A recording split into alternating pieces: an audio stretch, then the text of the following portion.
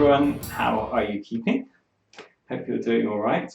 I've got my little friend here with me this morning because he's being very noisy, very demanding, and he's very swishy on his tail, and he's probably not going to stay here. But we'll see how he does. No, he's going to go and knock the camera over and cause all kinds of havoc, I'm sure. So if there's noise and crashing and the tripod falling over, that's what that is. So the last couple of weeks I've been looking at various creatures in the woods that are not... Oh.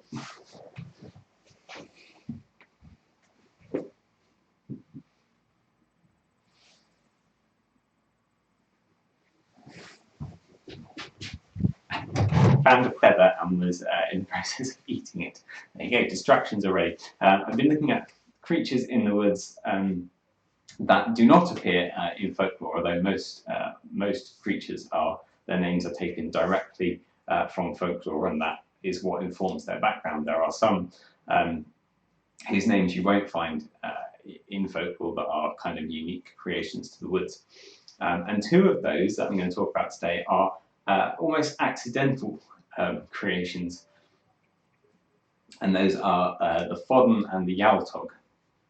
Now, when I was putting together the initial list of creatures that were going to feature in the world for the board game, interesting fact of the day, you may not know this, that the Woods in its first iteration was a print and play kind of role play board game mashup that was available for download on our website.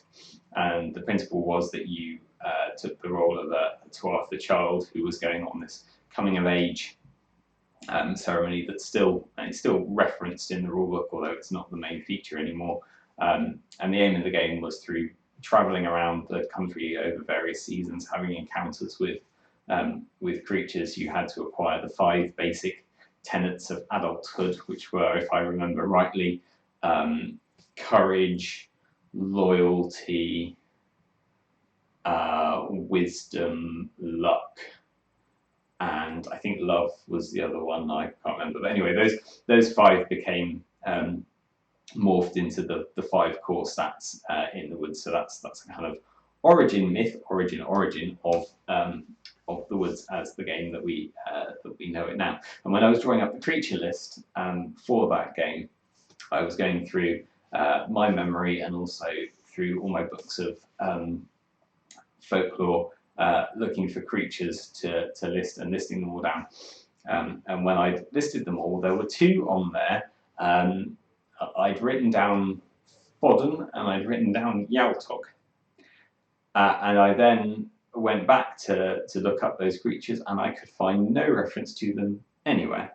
So you may know of a reference to them. I've got in the back of my head somewhere strange that a Yaltog is related to a purple creature with quite an oval-shaped head with a really big mouth. That's the image that's in my head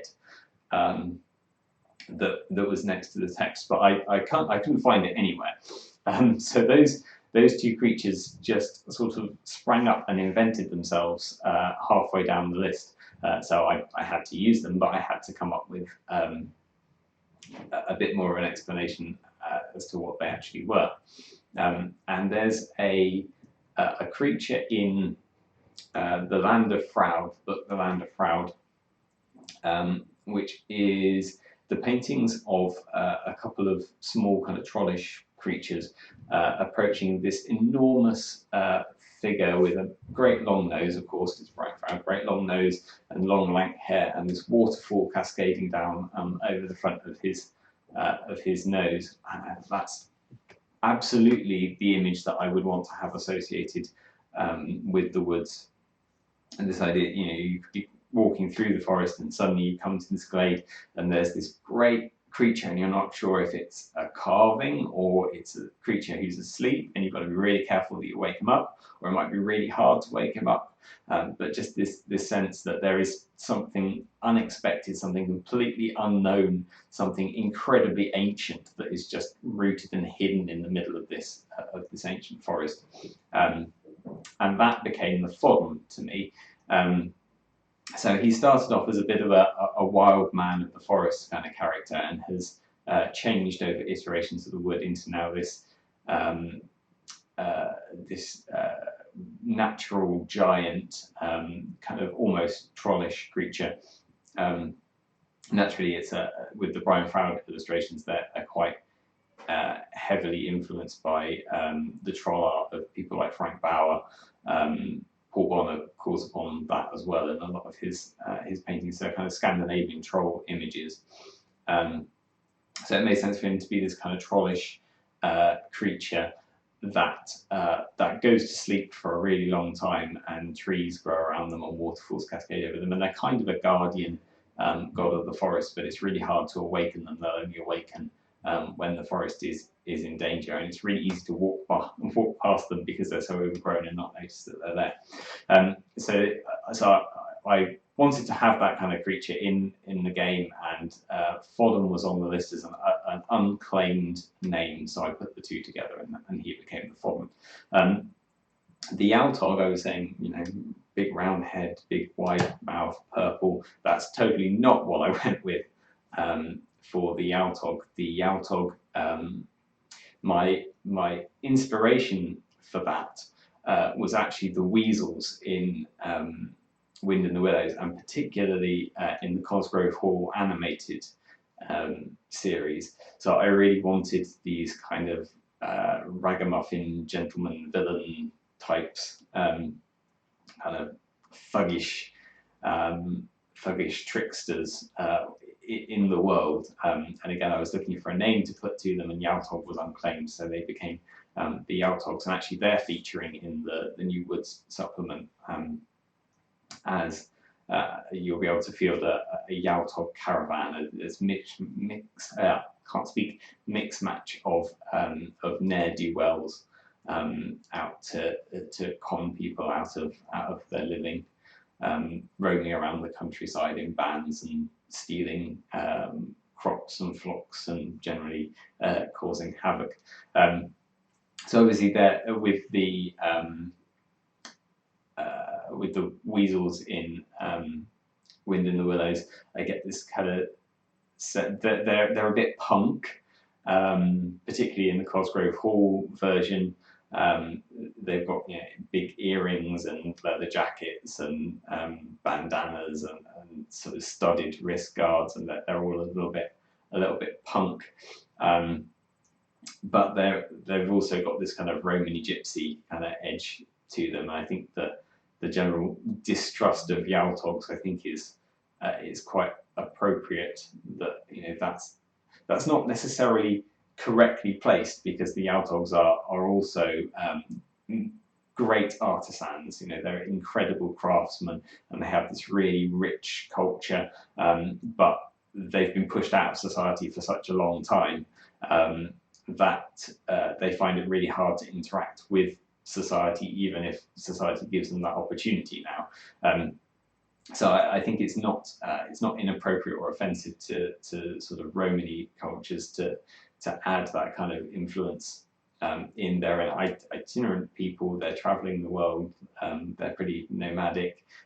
They produce some beautiful objects, but people are a bit wary of them, a bit suspicious of them. They get moved on quite quickly when they arrive, and they are capable of deceiving, of conning the people that they come into contact with. But it's never a completely one-way exchange. You get something out of it. It's a trade-off. It's either you deserve this, so you got it attitude, or it's a yeah, okay, we've taken you for a ride, but you've had a nice day, or you've got this beautiful object, or you've got this story to tell out of it. There's this idea of a trade-off between them. So that's the Yaltogs. Do hope to have some Yaltog figures sculpted at some point soon. But the Yaltog caravans are not just these weaselly Yaltog creatures. They have the opportunity to include pixies and leprechauns and outcasts from basically any walk of society who've taken up with the caravan. So it's an opportunity to create a really mixed and probably quite fun folk band to play with. So yeah, that's the Fodden and the Yaltog, two creatures that basically invented themselves or were waiting as names to be attached to creatures that I wanted to have in the world. And so that's how they came to be. So we're going to wrap up with one more of these origin stories next week. I'm going to be talking about a person rather than a particular creature type who appears in the New Woods supplement, hasn't been mentioned previously, and has quite a lot of strands tying into their character. So we're going to look at them next time. Join me then.